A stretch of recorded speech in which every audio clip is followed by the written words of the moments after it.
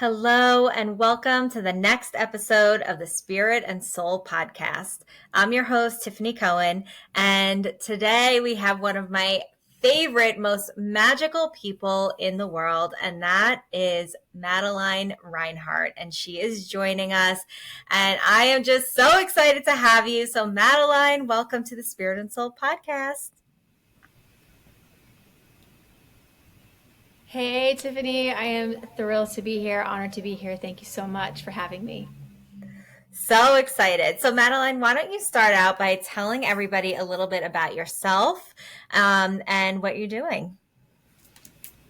All right. Yes. So I am very commonly known as the Meditation Queen. This was actually a name that was given to me by a client years and years and years ago, and I ran with it and it took off. But I'm known as the Meditation Queen because I think how you found me, how pretty much everybody finds me, is through my meditations on YouTube.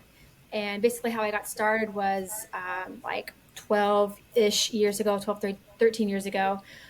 Basically, my story is a healing story where I hit a breaking point, a total breakdown, nervous breakdown breaking point, and I just knew there had to be a better way. And through a series of what's really going on with me, what's really at the root, through a series of questions like that, I ended up getting into the mind-body connection, which eventually led me into onto a deep spiritual path, which led me into really studying. The first thing I really studied and got certified with and trained with was working with the law of attraction and understanding energetics and metaphysics and the power of the body, the energy, bodies of energy that you are, I am, we all are, and that we're around, and just how powerful and creative we truly are. And that flipped my world upside down. My whole life flipped upside down, like everything I was doing flipped upside down. And then I haven't shut up about it ever since. And so here we are. Well, I love me some law of attraction, and I love that you like took it far and like really, really studied it. And it's not just like these little bits of information that you get like on Instagram or like on TikTok or whatever. Like you are the real deal. Like I love when you go on and start talking about law of attraction and how like the mind body soul connection really like plays into that. It's funny actually, I didn't tell you this, but I was like on a rabbit hole of like videos and like pictures from like 2020, and I have all of these screenshots of all these things that you wrote in 2020. Oh, stop. Oh my God. No, I No. do. All like law of attraction and like just like I just love the way you like, I don't know, when you get on a roll, which I know you like, it's just, I know it's going to happen today because it always does with you. It's like, I could just like, I'm like, yes, you like speak to my soul. It's like, preach to me, sister. So like, it really is so. Oh, I love So that. yeah, and you are the meditation queen. I mean, I've told you before, like I have done your meditation, like the money magnet meditation. My goodness, guys, if you haven't, you've heard me talk about this a million times. Anybody on this podcast. So that meditation like helped me call in like an incredible amount of money, and from like my entire Woo. friends, family, clients, like so much. But all of your meditations are amazing. I've reached like new heights with like my consciousness and really learning about the 5D through like your meditations, your programs, like everything. That's So amazing. thank you for that. Oh my God. That's just like the most heartwarming thing I think any teacher or coach could hear. Thank you, Tiffany. That's You are amazing. so welcome. So what are you like, what are you into now? What are you like really focused on? Oh my gosh. Well, so how cool is this? So, Tiffany, you have been an inspiration to me because your journey has been incredible. So I just have to just say that first because it actually Thank really bleeds into things that I've been diving into lately as well. You are an incredible healer and an incredible intuitive with spinal energetics. I've had a few sessions with you, and it blew my mind so much that I was like, I gotta learn more. And so I've signed up to study more specifically about spinal energetics because it's so profound. But it's interesting because on my journey to us reconnecting and really working together again, like on a deep, deep, deep level, what I had been working with clients lately was Okay, so specifically, and this is maybe more of a heavier topic, so bear with me, but I had been working with a lot of clients that had been experiencing emotional and psychological abusive relationships. And these were relationships that they could not just shake off and they couldn't figure out why. Like this person like is I know they're no good for me, but I can't seem to let them go. So we have a lot of like love addiction, trauma bonding, Mm. peptide addiction stuff going on, which is a whole other topic that we could go into, but a whole We'll probably talk. a different. I think Go ahead. it's important to kind of talk about that because you're probably hitting a nerve with a lot of people with that right now. So what would you Mm. say there? Because I love how you said this love addiction, and I think that that's really interesting. Oh yeah, it's deep stuff. So I'll start with so essentially love addiction. We it's not we know it's not real love. We're actually chasing a high. We're chasing um, so it really ties into peptide addiction. So actually, I'll start there. Okay. So our body is so incredible. If we have a history, if we are basically conditioned around a lot of pain, we're in relationships where we're constantly, we'll say, in survival. So we're kind of on edge. Is the person going to be happy with me today? Is the person not going to be happy? Is the person going to be upset? Are they having a bad day? Are they having a good day? Am I doing enough? Am I enough? Right? And we're hitting on all sorts of different wounds and traumas and ancient programming even. But if we're constantly in a state of suffering, um, our body actually adapts to that. And we have the cells will begin to create receptor sites so that it can take on the chemicals and the hormones that get released in connection to the pain we're feeling. So, in other words, when we have, so I'm not going to be able to explain this as beautifully as a neuroscientist, but from how I have come to learn it, the layman's way is that we have a we have an experience, we'll have a thought about the experience. Those thoughts will trigger a chemical response, our brain to create a chemical a corresponding peptide or a group of peptides. And so if we have a really painful experience and maybe a painful thought, like I'm not good enough, I've got to work for this love, I'm not good enough, right? We have that thought, it's then going to trigger a corresponding peptide, and it's going to be a painful peptide, and we can feel the difference between like a painful peptide, a victim peptide, or one that's coming from, like we'll say, like low self-worth, versus peptides and chemicals that get released based on thoughts of I am so worthy, love is all around me, love is abundant, love is my birthright, I feel loved, I'm safe, right? That those thoughts are going to trigger a whole new cascade of different feeling chemicals. So back to the painful ones. But if we're in relationships, if we've grown up in an environment where we're actually used to being scared and used to thinking we don't have much worth, we have to work for love, I'm not good enough, that sort of thing. We're used to ourselves, our body literally creates an addiction. So this is basically where it's at. We get used to something and we actually create an addiction to it, meaning that when we don't get enough of those peptides, even if they're painful, even if they're destroying us, even if they're blocking out our ability to absorb in nutrients, our body actually has an addiction to it because we've developed actual receptor sites. We need that to feel normal, right? That's the physiological understanding of what I know as a law of attraction coach, that you attract more of what you are, you attract more of what you think, you attract more of what you feel. Your body is that reflection of, you're going to attract more, you're actually going to begin craving it, you're going to begin normalizing it. That's actually what's going to feel normal. Okay, so we so it becomes this addiction because when we start to change our thoughts, when we start to say, hey, this relationship where I never feel like I'm enough, where I feel like I can't shake this person, even though I know they cheat on me, I know they lie to me, I know that there's not real safety and peace in this relationship, but I still can't seem to shake it. And when I do try to shake it, when I do try to get away from this person, it's almost like now I feel like I'm getting an onslaught of these like feelings of like desperation, and I feel like I'm going to die, and like, but what is going on? Peptide addiction, your body is like trying to restore its what it knows as normal. It's trying to get those hit of painful chemical peptides. And when you actually begin to detox from a person or a situation, or you begin to change the way you think and ultimately feel about a situation. You begin to heal, basically. And you no longer are giving your cells that hit that they're used to.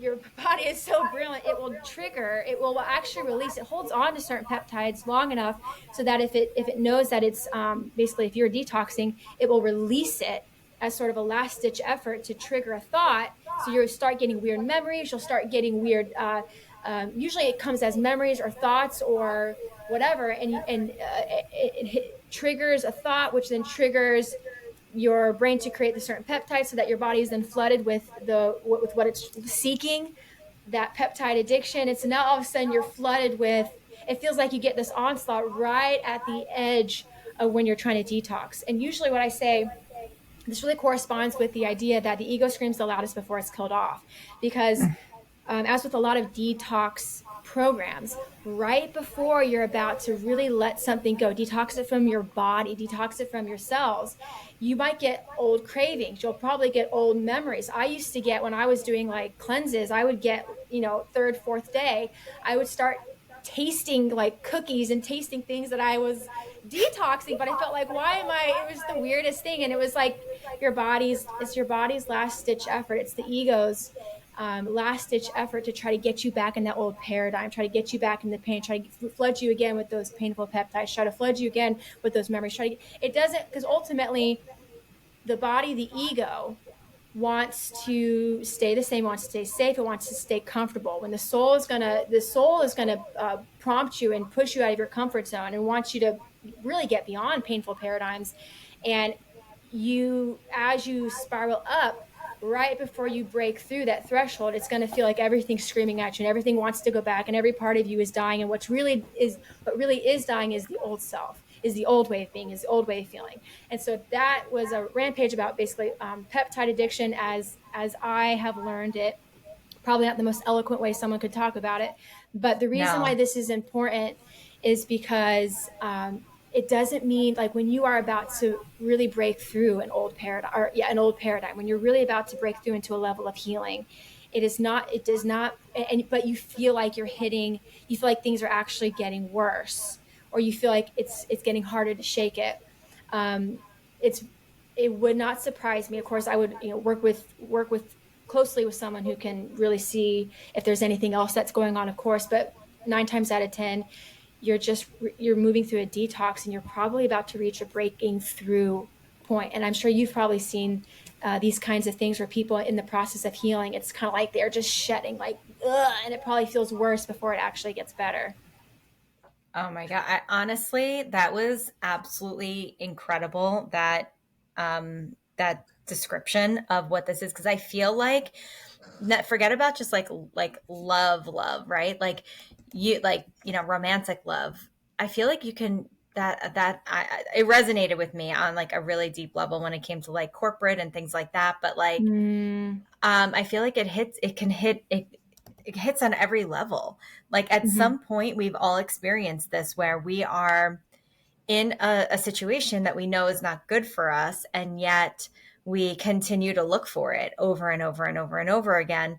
And that's just such a beautiful explanation as to why. And I got chills when you said that the ego screams the loudest, because I've been telling myself that hmm all week. And I think hmm that like when you're on that breakthrough, you're ready, you're on the brink of that breakthrough, the ego is completely screaming the loudest, and it's like that's the moment where you're like almost about to give up, but hmm then, or like almost about to fall backwards, and then hmm when you give that last push through is like when you see like the beauty and you can see those old pieces of yourself fall away. So I love that so much. Thank you for that. Of course, of course. And kind of to touch into the love addiction. So what we can then, so I think you have to start when you understand, like, physiologically what's going on, and you realize, no, you're not going crazy, or you're not weak, you're not defective. You're literally just going through a very normal detox process, and stay with it and get support where you need support.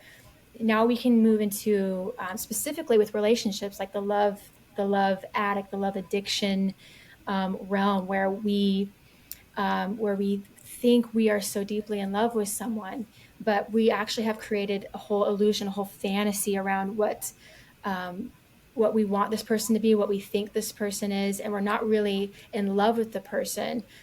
We're actually it's actually a codependent state to be in. We're actually really chasing the high of what our wounded inner child, and this is going to go deep. It's basically what our wounded inner child so desperately wanted and needed from its parents growing up.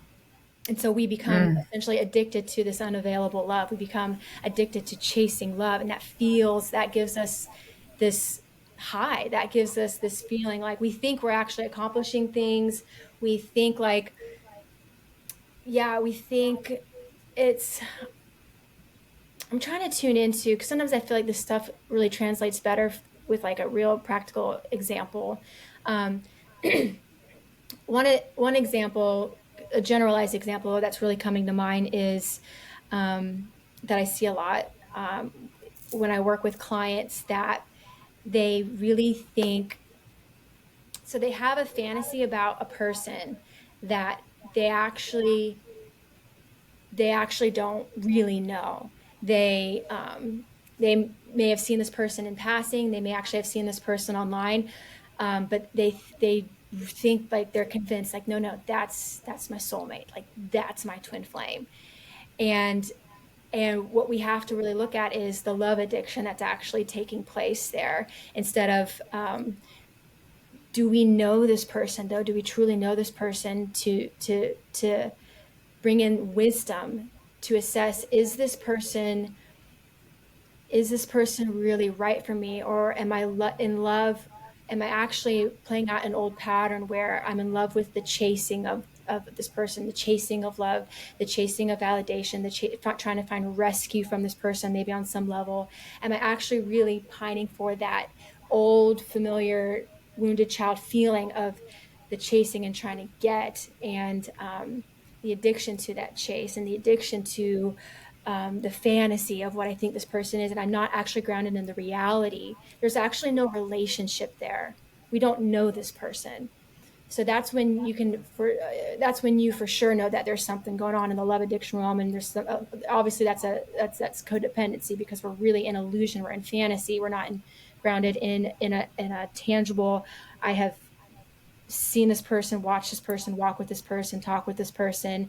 I have seen them in the ups and downs. I have vetted this person. They are showing to me. They are showing, because love, right? Love is an action. They are showing to me they love me. They care about me, and most importantly, there's serenity. If there's ups and downs, we're in addiction. The soul speaks through serenity. One of the key soul qualities is serenity. If we don't feel peace, if we don't feel that serenity, I promise you we're not talking soul, we're talking something else. Mm. And so so I say all that not to criticize anybody, because I know I've been there. I think we've all been there, where it's like we my God, like maybe we've been single for so long, and it's like it's getting to the point where it's like I'm feeling pretty depleted, I'm feeling pretty starved for love, and then we come across a half decent person, and then all of a sudden all our desires and all our wishes and all our fantasies get projected onto this person. We're like, this is him, this is the one I've been waiting for, and it's totally cool. It's totally cool. The thing is what you do with that is just recognize, whoa, I had all of this within me, all of this desire, all of this hope, all of this um, vision, all this excitement, all this joy, all this love. I had all this inside me. And wow, this person's really lucky that I'm seeing them in this light, but I got to check myself and make sure, like, is this person really the person I think they are and want them to be? Or is this me really projecting? That's where wisdom has to come in. So it's totally cool when we it's not a judgment is the best way to say that, not a judgment at all, but don't mistake. I think this is really the message. Don't mistake the illusion and the hope and the idea and the need, the hunger for a real solid connection based in truth and reality. That Mm. comes through that really comes through time, that comes through connection, that comes through watching, that comes through observing, that comes through being grounded in truth, serenity, steadiness, solidity, wholeness, that sort of thing. Mm, girl. Yes. I'm also like what's coming up for me too is like people that not even just like you don't know them and you're like admiring from afar and then like creating this idea, but also like the people that like it's not good for you and you're romanticizing what's actually happening and it's like oh yeah like so it's like they kind of like don't show you the love and then they give you one little inch and then you take it and run a mile with it, you know what I mean? And it's like it's romanticizing the situation of what's actually there. So it's like I love when you're saying about wisdom because it's like we almost have to be, and I always say this at like all of my moon circles and things like that, like we have to be really truthful with ourselves, and we are the least truthful with ourselves. We want to romanticize, we want to gloss Mm. over things, so it's like when we can actually sit in the truth of what's actually going on and not bury it down anymore, but allow like light to come to it. Like that's our shadow right there. We can start to get really truthful with how with situations that we're in, whether it be a love relationship, like a romantic relationship, a friendship, a job, anything like that. Where are you romanticizing it to the point, and like Madeline said, to the point of where you've created this deeper illusion for what's actually going on? Because the illusion is never going to meet your actual reality. It's always like you will always be let down. Yeah. Yeah. That's the hardest lesson. That's the hardest Yeah. lesson. That's the thing with illusions. It's like that. Oh, gosh, that's so well said, Tiffany. And that brings up so many Thank you. other like dimensions of that because it's like, and how many areas do we think, and I can think of in business personally, situations where I really this happened with my husband. He in the beginning of his business, he really this really happens too a lot when you're either very naive to certain situations, and or there's a you're lacking, you're not coming from a really solid inner space, like you feel like you're fundamentally missing something, and you need to source that outside of yourself. So specifically in business, my husband really, this guy came on, wanted to partner with him, came on very charming, and it so relates to relationships too, because you can get someone that comes in a time where you're vulnerable. Maybe you're newly single and you're just hurting and you're really just trying to heal, but that sense of loneliness or that sense of like that hunger for love, right? So that emptiness, that really is just a calling to come back home and do healing. But someone comes in, it's almost like the universe knows, or it's almost like, I don't know. It's just interesting how it seems to work. But so someone comes in, this is really where in my opinion, the soul journey is with narcissistic relationships. They come in and they are able to almost brilliantly find the places that where we're most wounded. I don't believe, like for instance, I don't believe I can make it on my own. I need a savior type. I need someone to come in and rescue me, either emotionally, socially, financially. And when we believe that, that's an illusion, right? So, and to your point, when we are believing an illusion or a lie, that can lead us down a really painful path. For instance, in relationships, you deeply believe there's a lot of fears around becoming a self-generative, powerful source for your own well-being and flourishing in your own life. And you believe the lie, I need someone to help me, just prop me up. And that's the most opportune time where like a not well-intentioned being will come in full of charm and promise with no intention to actually love you with a sustainable, Mm. healthy, fulfilling love. What you end up typically falling prey to is a narcissistic relationship where someone comes in, uses you, minds you, exploits you, disappears off into the sunset, and you feel worse off than you did when you began. as an example in business. So what happened to us in business was in the very beginning of my husband's business, and he just a little bit naive to people in the world, and that some people don't always have your best intentions. People may want to partner with you but have no intention of actually doing any of the work that's necessary or whatever. And if you have been through this, give me a hallelujah. Like, Hallelujah. this is not a judgment. This happens to us all. I feel like this is the ultimate soul journey, because and I'll finish my story, but what this is about, in my opinion, it's a massive coming home. It's like your soul is like, I needed to wake you up. You had this deep, deep, deep unconscious belief that you couldn't make it on your own, and you needed this person to save you or rescue you or prop you up or make you feel cool or whatever it was. And in this case, my business case, my husband learned a hard lesson that, you really don't want to partner with someone, one, without really fully vetting them. Like, they could say, this person said he had, like, yeah, I've got this private jet and I've got all this money, and yeah, let's partner, and I'll give you this investment, but let's partner 50-50. And he wanted to go in and have half of my husband's company without and my husband at first was believing him, because he's like, I've known this guy for about a year. He's a good guy. Like, he thought he knew him. He thought he knew him, and that was the illusion. But unless we actually do what we got to do to truly be grounded in truth and reality and solidity and serenity and steadiness and pacing to actually vet this person and get tangible proof, we're probably in illusion. And so, long story short, he didn't really know this guy. This guy was full of crap. He luckily no lasting damage, but could have been a whole lot worse. No, he didn't have any percentage of the company. We basically ended up finding out this guy was a fraud, and then never spoke with him ever since. But how many people go into a relationship with a narcissist, and we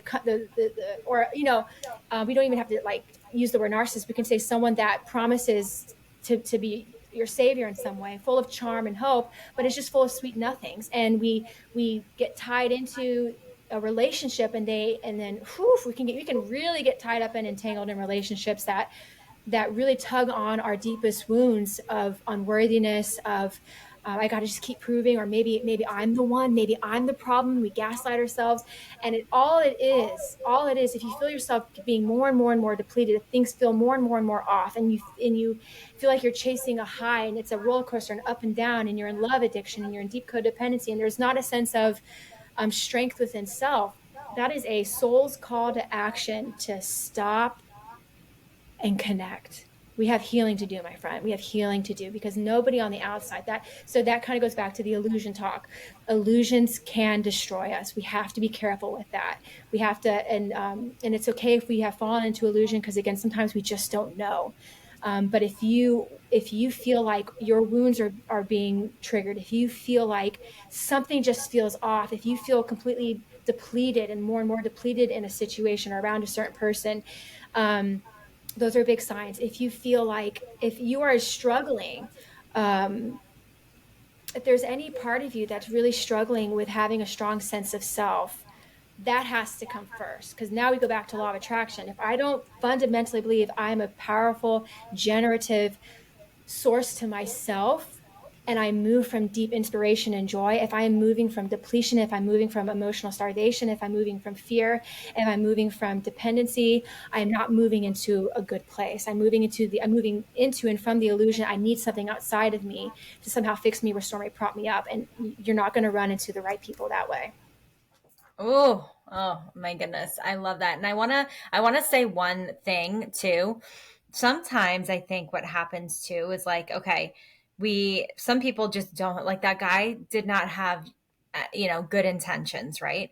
And I think that sometimes when it comes to relationships or friendships, or even business partnerships, is that the other person may have a lot, right, and have a lot of trauma and a lot of things that they have not worked through, and you're coming in from this good place, maybe, or like you said, Madeline, from a place of depletion. Maybe you're coming from I'm unworthy, I'm not good enough, right? And you're attracting somebody that maybe it looks bright and shiny on the outside, and maybe inside they do want to help and they do want to be a part of something, whether it's a relationship, a friendship, business partnership, whatever it might be, but they have so many things underlying that you just can't see. And again, that comes back again to illusion, where you can't see it. And maybe you're starting to see red flags in it. Maybe you see like, that's not what I would do. Or like, ooh, I don't know if I like that feeling of this, or this is weird to me.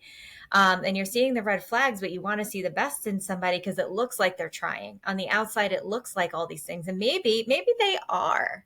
Like, we all have our things, right? Like maybe they are trying, not in your not in your husband's situation, because it sounds like he had bad intentions from the start. But I feel like for the most part, people probably do have good intentions. They just don't know how to deal with their shit.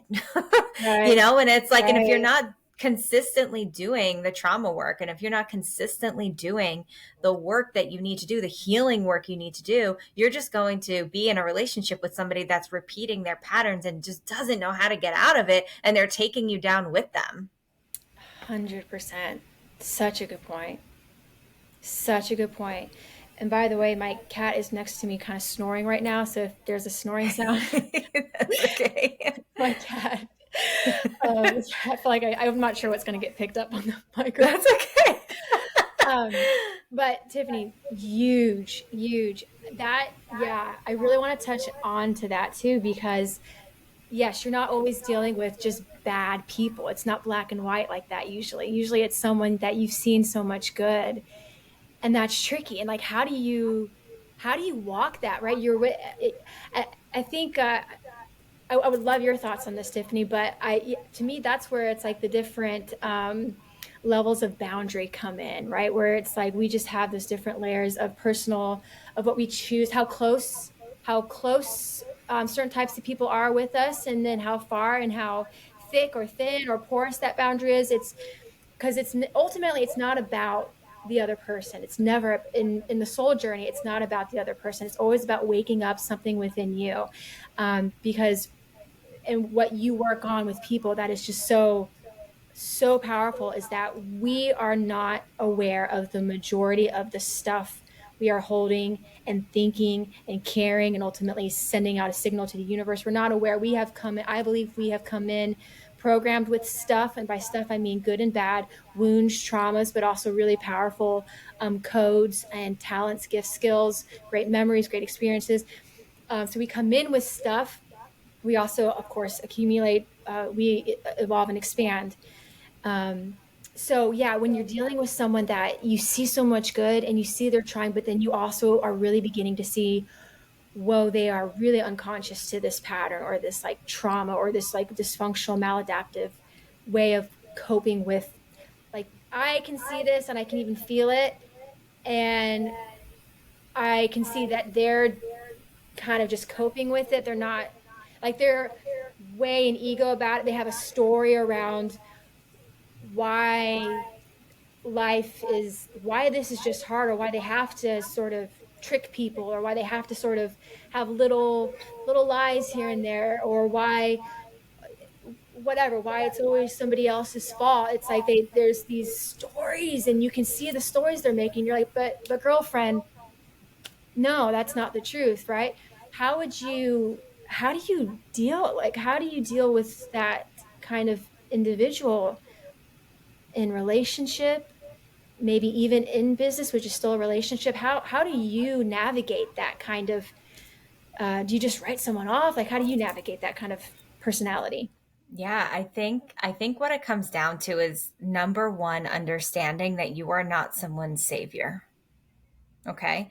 That number one, because and what I hear a lot is like, oh, and I'm just gonna like, they want to swoop in and hold a space for them, but it's not even holding space. It's more like they want to fix their problems, or they want to fix it for them, and they want to be there for them. I just want to be there for them. Well, the reality is that, yeah, you can hear somebody out, but if they're going to continuously go back and sit in this low vibration frequency, and you're on your own healing journey and you're doing the work, you're not helping them. You're not. You can listen, but you are not helping them. The way that you help them is by saying, I am here for you, but I can't allow myself to be brought down with you, but I'm going to support you in whatever you're going through. But I'm also not going to sit here and watch you wallow, or I'm not going to sit here and watch you continuously repeat what you're doing. Um, I can't do that. And it's like starting to have, and that's the, you have to find that inner strength. And it's not saying that like, I don't love you or anything like that. I think it's the greatest show of love by saying, I'm here to listen.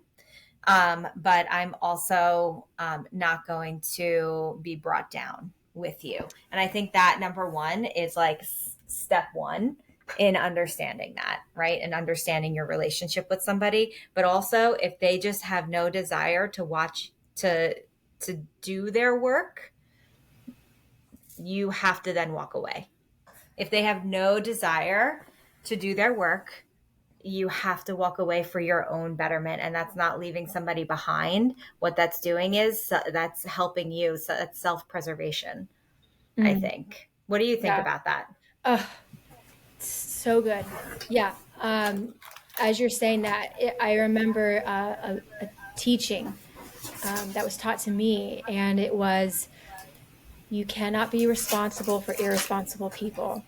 One of my biggest journeys that I'm still healing is definitely a codependency on wanting to uh, I get save people. That's what it used to be, and I have to watch out that I don't always try to like therapize people or like go into coach, because you can't, especially if someone is choosing to not learn, choosing to repeat dysfunctional patterns. It's my old way of being was to just be responsible for everybody. Well, I can fix that. Oh, I can take care. Oh, you made all these scars. Well, let me help you put them out. And it's like, Madeline, you are not responsible for irresponsible people. You have to drop that. Because, and what you, I think 100% with what you said, Tiffany, if we are in a situation, and this is really what the conclusion I've come to, if there is in any way, if you believe your soul led you here in any way to bring in light, to bring in a clarity, so, something, some sort of soul gift, it's not going to bring you down. If you're in a situation where you feel like, I can help here, I can offer some insight, I can offer something, and it feels good to do that. It doesn't feel like I'm trying to become responsible for an irresponsible person. It doesn't feel like where I'm trying to mother the people around me. It doesn't feel like where I'm trying to take away someone's lessons, because that's can't do that. Don't want to do that. But it feels like I have some insight I can offer here. Or I have a word of encouragement I can offer here. If you feel like you're in a situation where the love you're giving, ultimately that's all under the umbrella of love. I feel like my love is being received and it feels good to give it. Cool, give it. That's a good moment for it. But if you are in a situation where your love is not being received, where you're feeling drained over and over, you're actually not helping. You're not helping you, and you're not helping them because they're not receiving anything.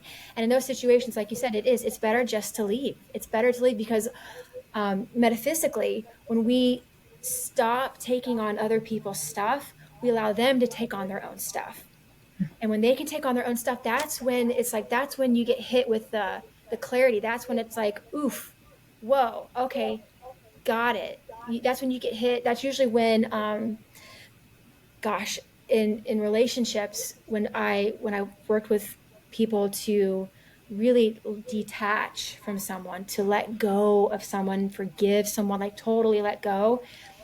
I can't tell you how many times I've gotten messages, people coming back saying that either the person, for whatever reason, like it had an epiphany and they came back and apologized because they're like, oh, I didn't realize what I was doing. And I had this thing happen to me. Like basically it's like the energy returns and they either get the lesson via they experience it or something happens energetically. I can't fully explain. I just know that we can't take on people's stuff for them. We Mm-hmm. can't. So I 100% agree with you. So if what you have to give is not being received and you're being diminished from it, you're not helping. Right. Step away. 100%. 100%. Yeah, like you can't help somebody that doesn't truly want to be helped. And somebody that truly wants to be helped is somebody that is doing the work. It's not somebody that's saying, yeah, I want to change. Yeah, I want to fix this or do this or change this. It's the person that's actually doing the work. So please understand that. Like, actions speak louder than words when it comes to a healing journey. I believe that anyway. So if you're saying, "Yeah, I want to do this," but you're not doing it, then you don't really want to do it. Then you're not really ready to face it. And I think that it goes deeper sometimes, especially, we hang on to these traumas. Like, remember, every relationship, everything that's happening in your life, like, if you believe in past lives and the soul journey, and that we came here, like Madeline said, with this journey that we're meant to take, right, and these lessons that we're meant to learn, then you've signed up for this. So why? Right? Like, and you signed up for this lesson, and these lessons are going to continuously repeat itself. So, going back to, like, if you're being presented with, if you feel like every relationship, and no matter what it is, relationship, business relationship, friendship, is like toxic in some way, or you're repeating the same pattern where people, like, cross your boundaries or continuously cross your boundaries, and you let them, and da da da da da, whatever it is, and it's repeating. Well, where did it start? Right? Right. Like, where did this actually start? Like, did it start when you were a kid? Did it start when you were a teenager? Where did it start that you didn't stop it? And did you learn the lesson yet? Do you understand what this is trying to tell you, so that it's easier to break? It's easier to help. And that's why, like, the work that Madeline and I do, we do this together. We do this work together, and like, with each other, to kind of work through our own stuff. The work that we do with others, and individually, is extremely important, because it's touching on traumas that, like, you may not even know that they are, like, all of these experiences in your life, all of these things in your life, they are threaded together with an invisible thread, until you say, okay, now I see where it came from. I feel the first time that I had this experience. I understand it now. I see how I've repeated this and allowed it to repeat over and over. And I get what I need to learn now. And I'm going to do that. And I'm going to make those changes. And I'm making them now actively. And I'm shifting the mindset, and I'm shifting my life, and I'm raising my vibration, so that I can let those things go. I can heal those traumas and not repeat them, and have these beautiful, healthy, thriving relationships in my life. Yeah. And Mm. we hold them, and we hold all of that. And I want to talk about what she does, and, like, what I'm finding so deeply effective in my life, because, again, Madeline and I work together. And I want to explain, like, I want her to explain what she does and how she takes us through of where traumas are sitting in the body. And just talk a little bit about that, because it's a meditation mix, and it's like, I love it so much, so effective. Okay, awesome. Thank you. Yeah. So, yeah. First of all, I love this conversation. I love this Me topic. too. I'm just eating this up right now. Um, so when we begin to recognize, okay, I'm in a really weird pattern. I'm so tired of the painful relationships. I'm so tired of the painful results I'm getting in life. And we really come back to the truth that as within, as without. We come back to the truth of what I'm experiencing without is only a reflection. Especially in relationships. Relationships are always a reflection of some sort of drama, some sort of story playing out deep, deep, deep within us. And the thing with the work we do, with the work that Tiffany and I do, is that it's beyond what you're consciously aware of.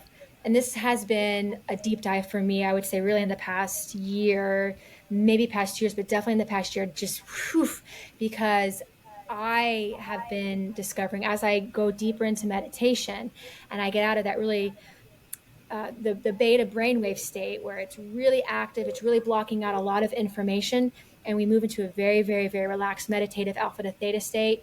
You're like literally like opening the window to so much information that was previously unconscious to you. And that's where we begin to see where we've been holding on to deeply held fears, wounds, traumas, coding that is keeping us in a perpetual state unconsciously. It's literally attracting, right? They say around 95% of what we attract is coming from the subconscious. Your subconscious is the massive, biggest, bulkiest part of what you're attracting.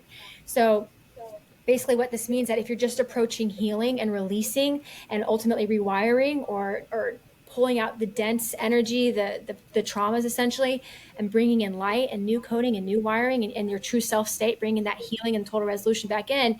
If you're not doing that, one, with it deep within the body, and Tiffany, you work really well with the nervous system. The nervous system in the body, if we're not doing that work, we're literally, it's like driving with the brakes on. It's like having this iceberg anchor that's like, I'm vibrating right here and you don't know it, but I'm vibrating in relationships are hard, love is hard, and I'm not worthy and I'm not a desirable person. And like life's just a struggle. And I'm used to the feeling of struggle, struggle, struggle. Even if you're consciously affirming, like, no, okay, so this is like a relationship example. Like, no, I'm a goddess and I, you know, I'm loved and I'm lovable and I'm highly desirable and love was made for me. And you could be thinking this and spinning your wheels. And it's kind of like you're trying to push the gas pedal, but then that brake is on. That iceberg, the anchor is there saying, yeah, but no. You know what I'm saying? So so it's like you might make a little result, you feel better in the moment for sure. And if you do it long enough, long enough, long enough, long enough, but ultimately you really do have to get into a very relaxed, receptive state, because that guard to the subconscious, that's real. You got to get into a different brainwave pattern. But once you do, wow, you can very quickly. This stuff doesn't have to take long. You get into the body, you can begin shifting really quickly, and that's really I think the beauty of healing is that when you really get to the root, when you truly get to the root, healing wants to come and healing wants to come quickly. But if there's like an irritant in the way, if there's something blocking it, that's when it seems slow and tedious, and like the stuff doesn't work, and like this is just, I don't believe in this stuff. So I kind of forget what your question was, but essentially what I do. Yeah. So what I've been doing lately is really, and essentially this is quantum work, right? This is deep energy, soul work, but really, really somatic body work as well. And you get in the body to access the energy, to access like the quantum, the quantum reality, the metaphysical reality that the body is holding on to unknowingly. And you talk with it, you speak with it, you begin to feel it. It's so deeply feeling. And that's where I think also for me, I was always waiting for a knowing to be very cognitive, very like a word or like, oh, this is my belief. But what I discovered was that my deepest held beliefs were more like a feeling knowing or a somatic knowing. And it didn't register as like a sentence belief, if that makes sense. It was like, oh, Mm-hmm. I feel this, and this feeling is the belief. And it's this feeling of just like heaviness, right? And I just have this feeling, and I'm holding on to this heaviness, and that life is heavy, or whatever it was. So you get into the feeling, you get into the body, you get into the energy that the body is holding, and it's communicating via to you through symptoms, through pains, through anxiety, through whatever. And then you begin to release it, and then you do, metaphysical, I work with quantum meditations where we just begin to release it. We literally pull it out, because you can do this via energy work, via meditation. You can do this via spinal energy. You can't, right? So that's really where and actually I don't Mm-hmm. really know another way, to be honest with you. This is the only way that's worked for me. I work through meditation. You work deeply with that, with the energy through, and you, well, I'm not even going to try to explain what you do, because you're going to explain it better than I do. But yeah, it's an energy meditation, and you release, release, release, bring in the true self state that automatically begins to rewire you. A lot of people will leave the meditation experience feeling like they went from a 10 out of 10 of pain to like cut in half to a 5, like, whoa, something just shifted and I just feel lighter. And some people go like, Tiffany, you've had a session where it's like you've eradicated an old belief, an old trauma, and it's like, so everyone's different. I think that's a testament to you, how much work you do on yourself and how connected you are with your energy bodies, and how connected you are with your body, and the Yeah. and the innate intelligence within that. But yeah, so yeah, you just release it, and then just Yeah. ultimately it's about coming back home to the true self state, because the true self state is miracles are your birthright, is that bliss, is that ease, is that flow, is the healing, is the true love, is the healthy love, is the healthy relationships, is the success. That's actually what's supposed to be for us. Oh, I love that. Yeah, and I think sometimes if you're this is like a good I feel like this is like a good telltale sign of like we like to sit in our stuff, and that is our comfort zone. Is even with all of the crap that we are dealing with, we still like to sit in it because we don't know how it feels on the other side of it. Even though we know it's probably going to feel better, we're not used to that feeling. So the ego is like, well, we're kind of good here, even though there's a lot of uncomfortable things and there's some things we don't like. It's still like we don't know what that is, and that could be scary. That could be like there could be a lot of risks when we come out of our comfort zone. So let's not really go there. So I think a lot of times it's really about what are we willing to let go of. So I think when people go from like a 10 to a 2 or like an 8 to a 2, didn't I just do that? I feel like I went to like from like a 10 or an 8 to like a 2. Yeah. Yeah, like it's because I am always willing to let go. Like I'm not a person. I think I've conditioned my ego to understand that it is okay to let go, and like we don't want these things. But that took years and years of doing Reiki healing, IET healing, coaching, like having my own coaches, like Madeline, just work with you over the years, like everything. It took my ego to be like, okay, you know what? It is actually pretty safe when we take risks.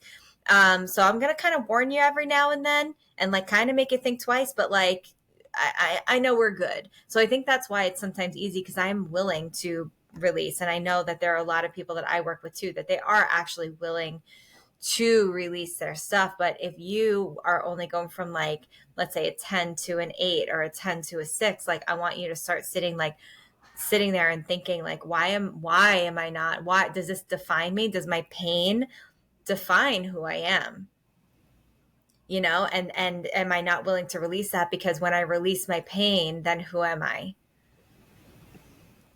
right? So I think there's a lot of that when it comes to releasing too. And I think that the work that you do, Madeline, is really like incredible with that because you feel into the body, and she like asks you these questions like, well, where are you feeling it? And then kind of like giving you truths like, is this your truth, is this your truth, which one feels better for you? And you all of a sudden are out of your mind and into the body and how that feels and why do you feel that way, and then you can really release it in a way that is amazing, like really really is. I love it so much. I do. Thank you. And then, of That course, was, the spinal energetics. You love the spinal energetics too. That's just a way to really remove that whole energy right from the body. So I don't know. I feel like they work really well together. yeah, which I think is fascinating. And I don't know if you want to go into it, but I think it's fascinating, and I'm curious about. So I know with like meditation, with the intention to target the quantum energy being held in the body, that's how I work to release the energy. But with spinal, what, because I can't even tell you the first time I did spinal with you, um, I I felt, I literally got done and you asked, okay, so how are you feeling? And I just started laughing uncontrollably. I was like, I don't even know what's going on. I felt high, and it was, and so can you, I'm just so curious, like what for you, how would you describe like how you're releasing the trauma? Would you describe it that way? Yeah, yeah, it definitely is. It's releasing trauma, limiting beliefs, fears, bad habits. I mean, so many different things. It's really just stored energy in the body, and I think that this with any type of trauma releasing, what happens is the body and the energetic field itself, like you will encounter something, and it almost is like not palatable or not digestible for the body. So it stores it somewhere. So wherever it gets stored is where we need to release it from. That's why, like Madeline, when you do your work, like, where do you feel it in the body? Because that's where the trapped energy is stored, and we need to start working it through.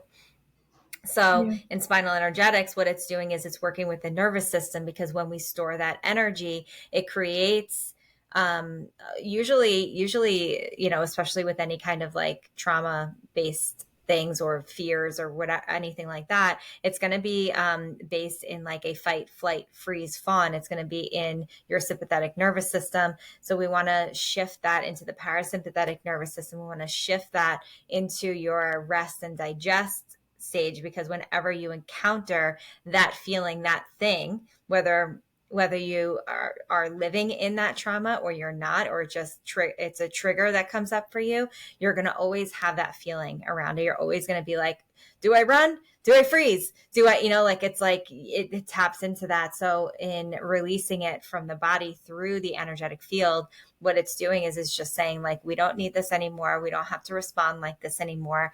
We can let go of this energy so that the body can feel lighter, freer, and more joyful.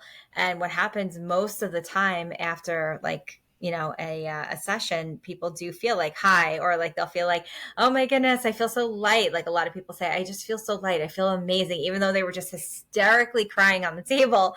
Like, they get up and they're like, I feel so good, Mhm. because it's like an awesome like release. So that's kind of like really what's happening with the energy of the body. It's in your trapped in your energetic field, and it's just got to go.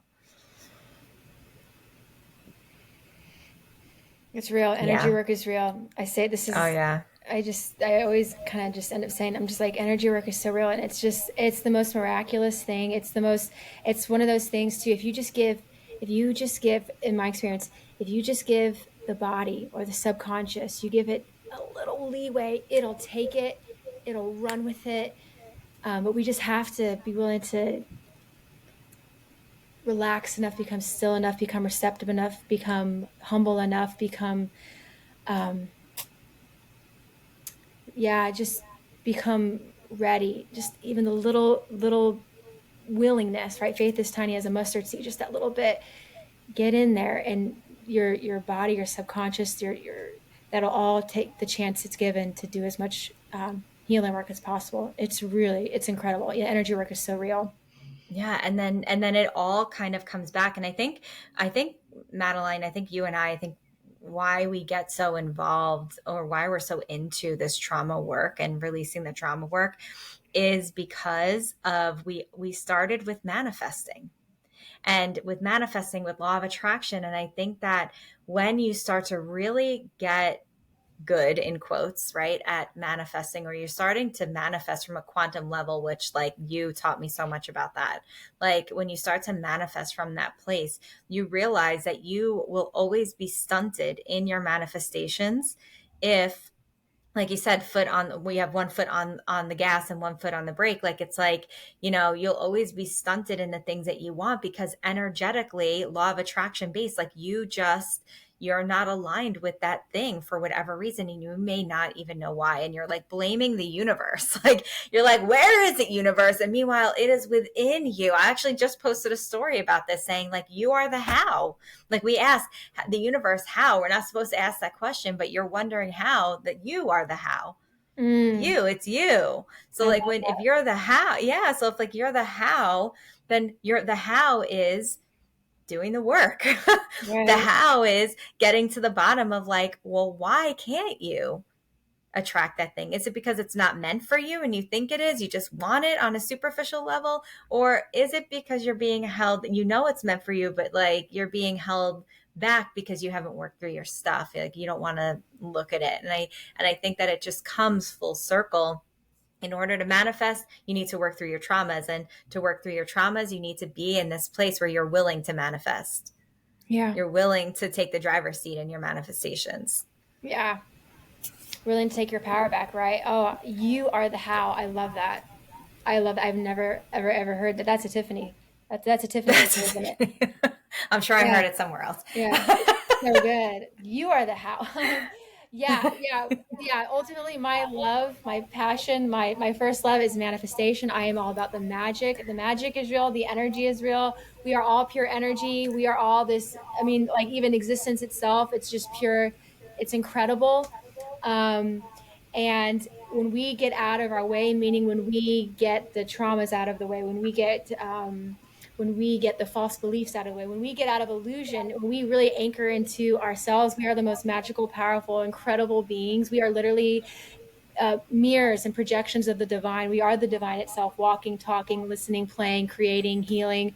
I believe ultimately, I believe we are here because we want to manifest, because manifestation is fun, because creation is fun, because we're ever evolving, ever growing spiritual beings, and we're never it's expansion, it's joy, it's play, it's creativity, it's getting to know yourself, it's getting to express yourself, it's getting to express the love, it's all manifestation. And when we feel disconnected from that, when we feel like, oh, I shouldn't manifest or I can't, totally not true.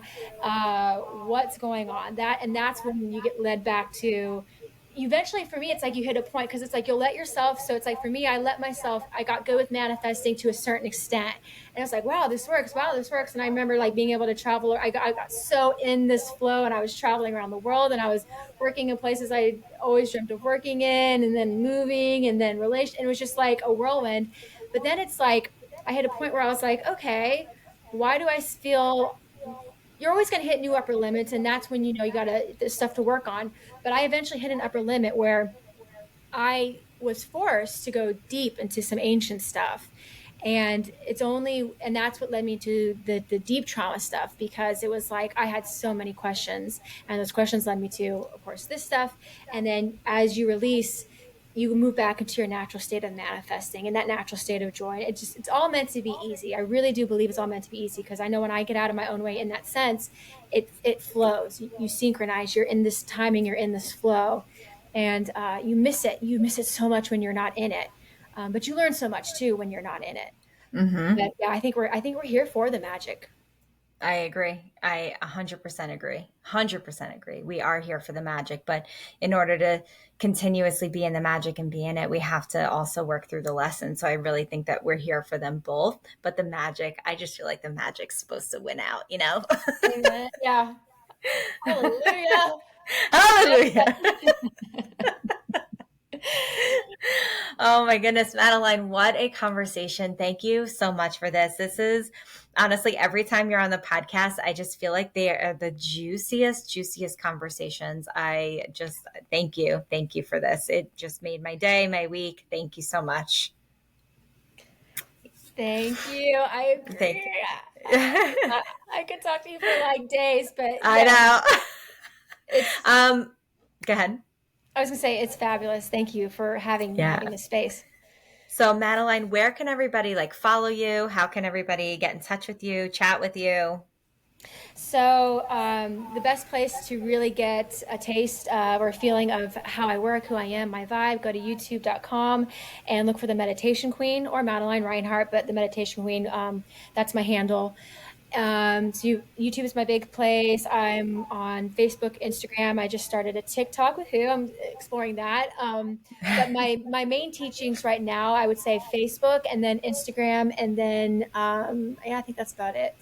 And then my website, of course. My website is themeditationqueen.com, and I have a bunch of goodies there, blogs, videos, cool little programs, meditations, downloads, and of course my newsletter where I do special teachings. Awesome. Awesome. And Madeline, if you guys are listening to this like in real time, Madeline is going to be at Spirit and Soul Studio. So let's talk a little bit about that. We are going to be doing a little workshop. We're going to be talking about, of course, the Meditation Queen is leading us through a meditation. That's on August 5th, right? It's a Sunday. Sunday, yep. Sunday, August 5th. Yep, exactly. Yeah. Oh my gosh. Here's another example of things effortlessly really sinking into place too.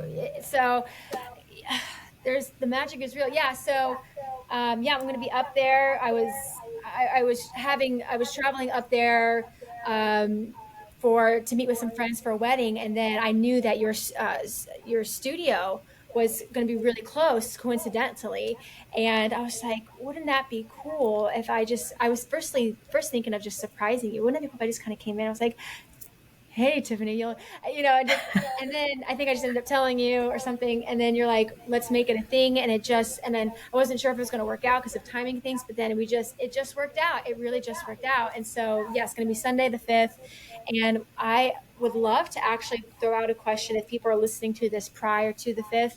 If there's a meditation, I have some ideas of what I'd want to go into. There's some things around anchoring in more light, the true self state, the light, source light, as you release density from your chakras and atoms specifically. That's what that meditation's about. So I'm thinking of maybe doing something like that, a quantum-y thing.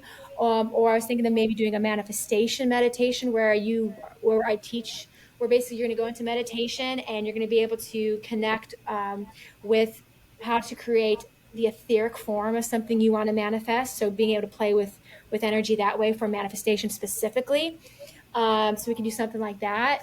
Or we can do something more around emotions. I know with this new moon in Cancer time, it's been very emotional for a lot of people, to include myself. So it's like, Oh okay, yeah. emotions come up. What does this really mean? Like, what's going on? How can I play with this? How can I become empowered around this? So I can do something more around working with emotions and how to connect with them via psychic vision, and so maybe something around emotions. Those are kind of like my three ideas. So I thought I would throw out the question to you and your community and people that might show up there. If there's something that you're like, ooh, this sounds, can we please do that? Like, let me know. All And right. I'll let you We'll put out a poll on Instagram too, and we'll figure out what do you guys want. I will tell you that Madeline had done something for the Spirit and Soul staff, because we do these family nights, and she had done something, and it was like kind of like, I feel like a cross between the two, and they were so good. Like everybody was like on another level and talking about it for like a good month and a half, 2 months. Some people still, Gabby, I feel like just brought it up the other day, actually. She's like, I feel like I need to do that meditation again. uh, So yeah. yep. So I can't wait for that. This is going to be incredible. You get to meet Madeline in person, and it's just going to be so much fun. So I hope to see you guys all there. And listen, we talked about so many juicy topics today. Let us know. Reach out to us on Instagram. Leave us a comment, review, whatever, about what stuck out to you the most. Like what maybe like really hit home or made you think, start to think differently about a topic, maybe relationships, maybe trauma-based things, manifesting. What made you like kind of stop and think and be like, oh my goodness, I need to work on this? We would love to hear from you. We would love to answer any questions that you have. I'll pass them on to Madeline. And that's it. All right, Madeline, thank you again so much. Can't wait to hug you in person. And guys, thank you so much for listening to this episode of the Spirit and Soul podcast. And we will see you on the next episode.